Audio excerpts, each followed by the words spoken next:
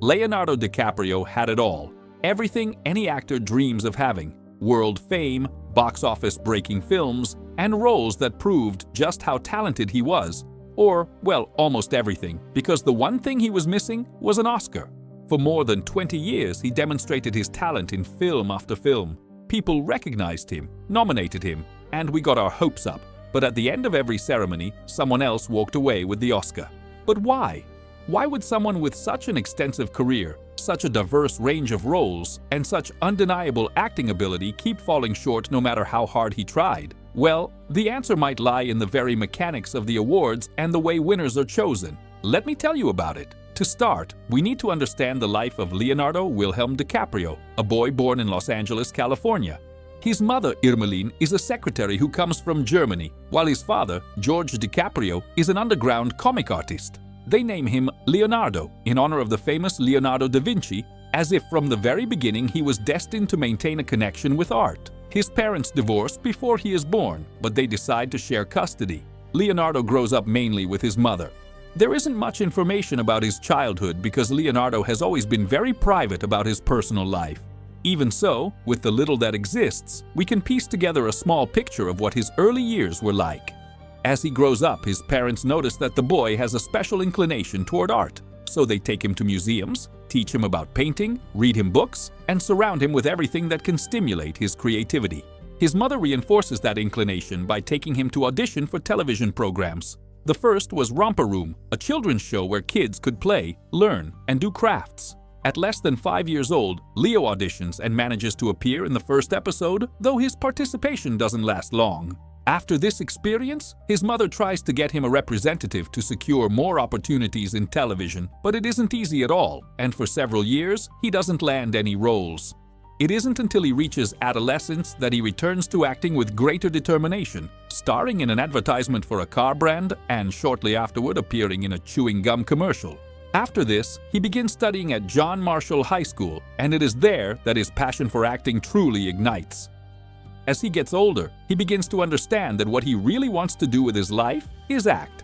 However, making his way isn't easy, and in his first attempts to find work more professionally, he ends up being rejected in nearly 100 auditions.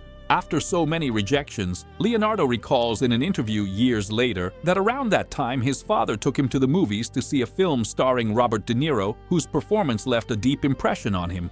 Maybe his father did it to motivate him to keep trying, or maybe not.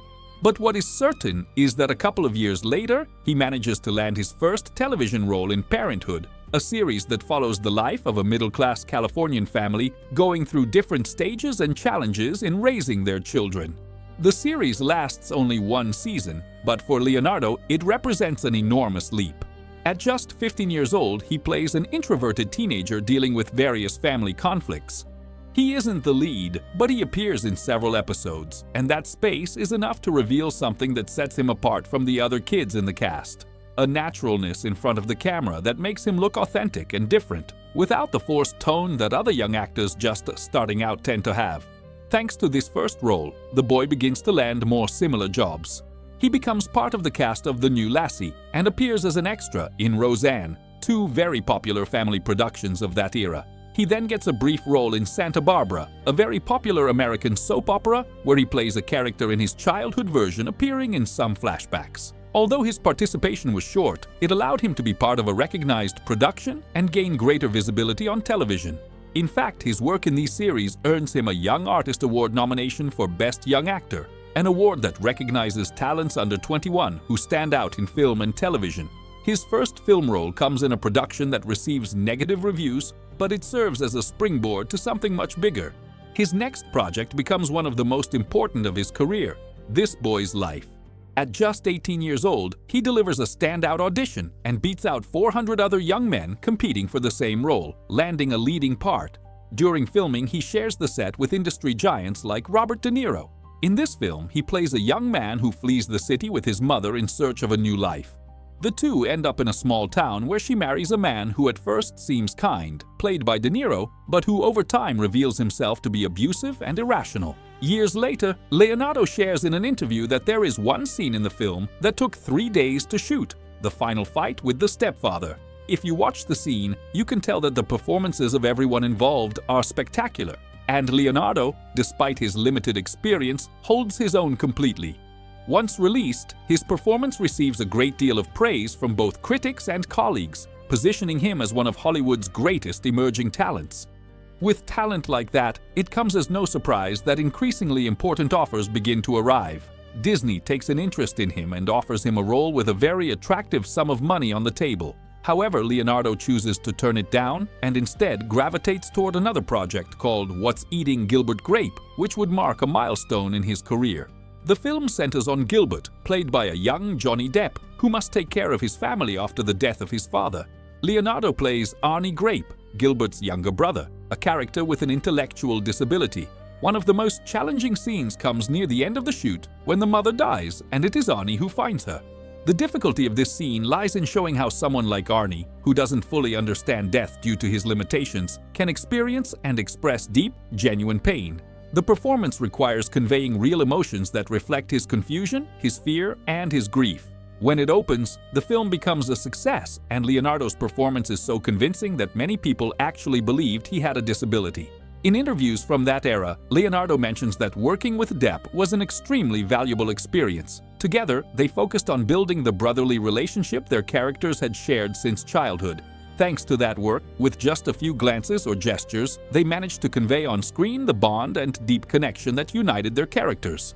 With this film, the young man's fame skyrockets, and his performance earns him his first nominations for major awards, including the Golden Globe and the Oscar, in the Best Supporting Actor category. As many of us already know, he doesn't win, partly because he is up against industry giants. However, the simple fact that the Academy already has him on its radar is a signal that his work is beginning to be recognized. The level of exposure Leonardo gains from these nominations quickly translates into more work. In the following years, he accepts roles in films like The Basketball Diaries and Romeo plus Juliet, which gross millions of dollars at the box office. I want to pause on The Basketball Diaries because here, Leonardo continues to display a level of acting maturity that is surprising for his age. The film is based on the life of a young New Yorker with a promising future who gradually sinks into a spiral of substances, crime, and self-destruction. There is one particular scene in which the character goes to his mother's house to ask her for money to buy drugs, in a state of complete dependency and desperation, where the fragility of the character feels so real that it is impossible not to be moved. If you have seen that scene, you would agree that he deserved at least a nomination for Best Actor at the Oscars. And did he get one? The answer is no. Before continuing with his career, it is important to understand what lies behind the Oscars and how nominees and winners are chosen. The awards were created in 1929, just as silent cinema was giving way to sound film. A group of people founded the Academy of Motion Picture Arts and Sciences, a nonprofit organization dedicated to recognizing and honoring the best in cinema, from actors and directors to screenwriters and everyone who made a film possible. The Academy was made up of thousands of people divided into branches according to their profession: actors, directors, screenwriters, producers, and more. Belonging to the Academy wasn't simply a matter of wanting to join. You had to be invited by existing members.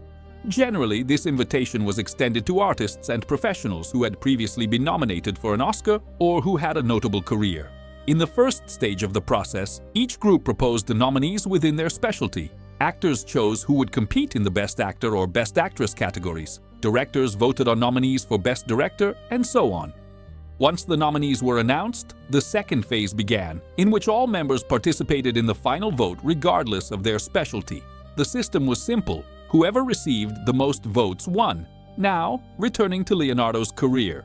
His next major project is Titanic, a major production helmed by James Cameron. The director shares in an interview that after meeting Leonardo, they agreed to do a screen test. When Leonardo arrived, he found that he was expected to read some lines and said he didn't do readings. According to Cameron, he extended his hand as a polite way of saying thank you for coming, to which Leonardo responded by asking whether not reading meant he wouldn't get the part. Cameron confirmed it did, and Leonardo reluctantly agreed. However, the moment the camera turned on, he transformed completely and proved he was perfect for the role. Cameron draws inspiration from the real-life tragedy of a sinking ocean liner, but brings it to the screen as a romantic story. The budget was around $200 million, making it the most expensive film of its time. A large portion of that money went into building 2 replicas of the Titanic. In the midst of all that spectacle, Leonardo plays Jack, a young, penniless artist who falls in love aboard the Titanic with Rose, a high society girl engaged to another man. The shoot is grueling, with 7-day work weeks. He himself mentioned in interviews that the level of demands was unlike anything he had experienced before. The film finally opens and, although the press predicted a financial disaster, exactly the opposite happens. Theaters fill up and audiences are captivated. Titanic catapults Leonardo into being one of the most recognized actors in the world. The film ends up grossing more than $2 billion and is etched into history as an absolute classic of cinema. The film is nominated in 14 categories and takes home 11 statuettes. One might think that with such a phenomenon, Leonardo would have a shot at winning an Oscar for his role, but that isn't the case. In fact, for his performance in Titanic, he receives no nomination at all.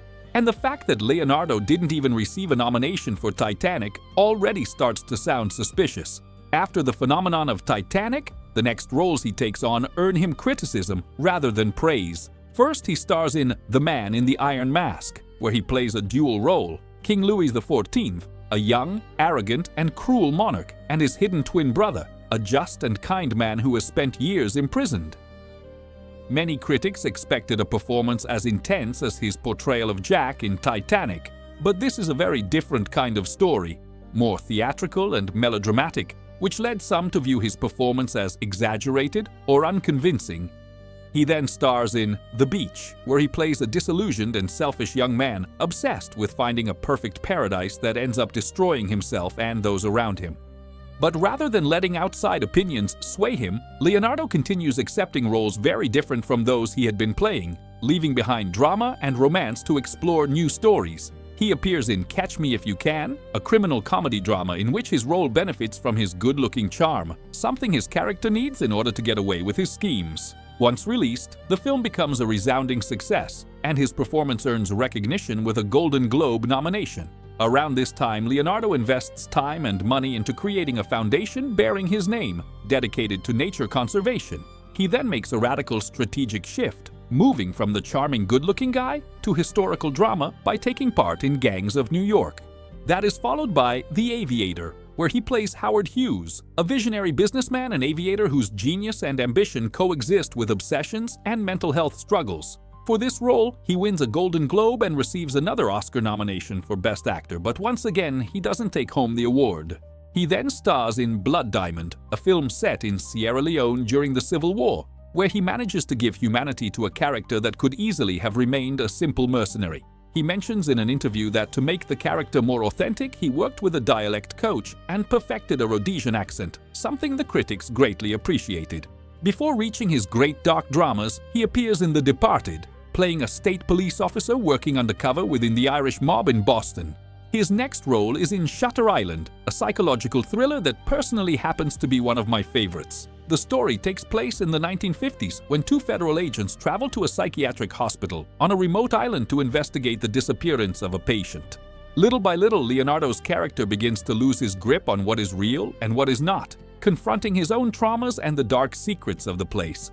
Upon release, the film becomes a box office success and takes Leonardo to another level as an actor. This leads to one of the most ambitious projects he has ever been part of, Inception, directed by Christopher Nolan. The film is inspired by the experience of lucid dreaming, and in it Leonardo plays a thief with a very particular skill, infiltrating people's dreams to steal secrets. Nolan spent more than 10 years developing the screenplay and always had Leonardo in mind for the lead role. The shoot was breathtaking, with scenes that seem impossible, such as corridors rotating during fight sequences or a city folding in on itself. The famous hallway fight was filmed on a set that literally spun like a centrifuge, and all the actors had to train for weeks to coordinate the choreography. The film grossed more than $828 million worldwide, and yet, can you guess what happened? There wasn't even a nomination for Leonardo. This doesn't stop him. Iconic projects come his way: Django Unchained, The Great Gatsby, and The Wolf of Wall Street. I want to pause on Django Unchained, directed by Quentin Tarantino, since Tarantino is a director who has played a very important role in his career. Leonardo brings to life Calvin Candy, a sociopathic and ruthless slaveholder who owns a plantation in the American South before the Civil War. This role broke completely with his image as a heroic leading man to give life to an openly cruel and despicable character. During filming, Leonardo genuinely cut his hand when he slammed a glass against a table, but he kept acting without stopping. Tarantino decided to keep that take in the film, a testament to the actor's commitment. This role allowed him to explore a darker side of his performances, something that served as preparation for The Wolf of Wall Street, where he took another risk with a morally questionable character who became iconic. Although in The Wolf of Wall Street he received another Oscar nomination for Best Actor, he ended up losing to Matthew McConaughey. At this point, just when the Oscar seems further away than ever, the opportunity arrives to act in The Revenant, where he plays Hugh Glass, an explorer and fur trapper in 19th century North America. After being brutally mauled by a bear and left for dead by his companions, he embarks on a harrowing journey of survival and revenge. What is remarkable is how DiCaprio throws himself completely into the character. Much of his performance is without words, conveying pain, desperation, and resilience through gestures, breathing, and movement alone. He himself says this was the most difficult film of his career. He had to eat raw bison liver, sleep on latex animal carcasses, and endure extremely low temperatures. He also learned to fire a musket, start a fire, and speak 2 Native American languages. This role represents an extreme level of dedication that he had never reached before, and the effort does not go unnoticed. He is nominated once again for the Oscar for Best Actor. At the ceremony, Julianne Moore opens the envelope and says, "The Oscar goes to Leonardo DiCaprio." The audience erupts in applause as if it were a collective triumph. Leo embraces his mother and walks up to accept the award, his first Oscar after 20 years of career, 5 nominations, and around 25 films. Upon accepting the award, he could have simply expressed his gratitude and enjoyed the moment, but in his speech, he chooses to use the occasion to speak about something he considers far more important: climate change.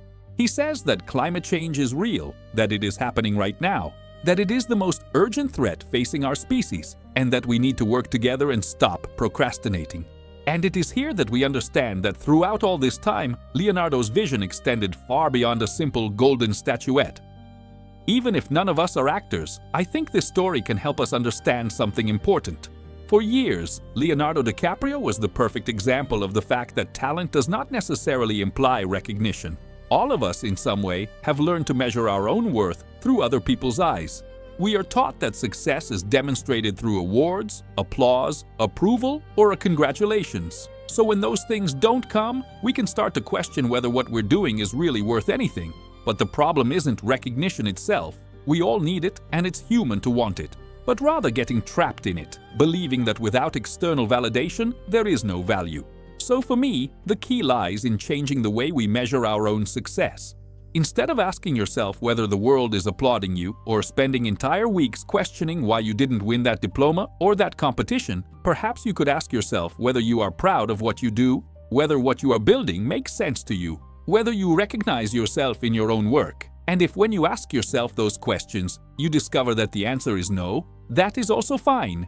That doesn't mean failure. It means an opportunity to adjust course, to revisit your project, your process, your motivations, and reconnect with what you truly consider valuable. In the end, awards are forgotten, but what remains is the satisfaction of knowing that you did something that represents you, that moved you, that made you feel alive, and that you are proud of, regardless of whether a handful of people voted that it was worthy of a prize. And when you can look at your work, whether great or small, and feel pride without needing someone else to confirm it, then you have already won. After this great moment, Leonardo enters a calmer phase with fewer releases and decides to devote himself fully to fusing his 2 passions, cinema and environmental activism. He produces and narrates a documentary that travels through Alaska, Norway, Iceland, Costa Rica, and the Arctic, documenting the melting ice and its consequences while giving voice to scientists and proposing real solutions to slow climate change. He then produces another documentary that follows the fight to save the Vaquita Marina in the Gulf of California, immersing us in a world where activists, scientists, and the Mexican Navy face criminal networks engaged in illegal fishing. While continuing with his environmental projects, Leonardo keeps appearing in cinema. One of those appearances is in Once Upon a Time in Hollywood, where he works with Tarantino again. The film centers on the life of a fading actor and his stunt double friend. This collaboration is one of the most memorable, as it features an iconic scene that was completely improvised, when his character loses control in his trailer after forgetting his lines during a shoot. Tarantino asked him to let the frustration take over, and DiCaprio improvised the entire monologue. The result was so natural and striking that it convinced the director. It is a perfect example of how the creative trust between the two of them and the actor's commitment to every role remain fully intact despite the passage of time. From the little that is known of his private life, Leonardo maintains a relationship with an Italian model and keeps close ties with many of his former colleagues, such as Robert De Niro. He rarely gives interviews, but his commitment to the environment is evident. He sits on the board of directors of several organizations dedicated to nature conservation and also advises projects focused on expanding the use of clean and renewable energy. Today, Leonardo leads a lifestyle that reflects the commitment he so often preaches, preferring commercial flights over private jets, driving a hybrid electric vehicle, and having solar panels on his home.